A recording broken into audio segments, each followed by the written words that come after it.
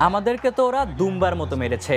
টাইগারদের কাছে ৮ উইকেটে হেরে এমনটাই দাবি করেছেন পাকিস্তানের সাবেক ক্রিকেটার মোহাম্মদ আমির। ওয়ানডে সিরিজের প্রথম ম্যাচে পাকিস্তানকে উড়িয়ে দিয়েছে বাংলাদেশ। বিশ্বকাপে ব্যর্থতার রেশ কাটতে না কাটতেই লিটনদের কাছে ২০৯ বল বাকি থাকতেই এমন লজ্জাজনক হার। আর তাই তো পাকদের ওপর খেপেছেন সাবেক ক্রিকেটাররা। পাকিস্তানের ১১৫ রানের লক্ষ্য মাত্র ১৫.১ ওভারেই টপকে গেছে টাইগাররা। আর তাই আমির দাবি করছেন পাক বোলারদের দুমবার মতো পিটিয়েছে টাইগার ব্যাটাররা।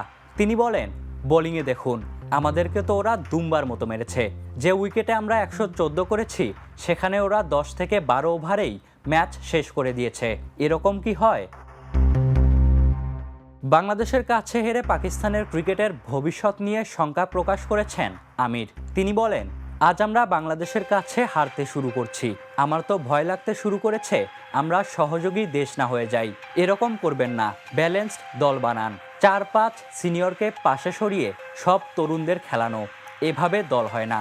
তরুণদের নির্দেশনা দেওয়ার জন্য কিছু সিনিয়র লাগে। পাকিস্তান এখন বাংলাদেশের কাছেও হারছে। জানি না আমাদের ক্রিকেট আর কোথায় যাবে। আফসোস, এরকম হওয়া উচিত নয়। এই সিরিজে অবশ্য পাকিস্তানের সামনে সুযোগ আছে ঘুরে দাঁড়ানোর। Ishtiaq Mahin, the news.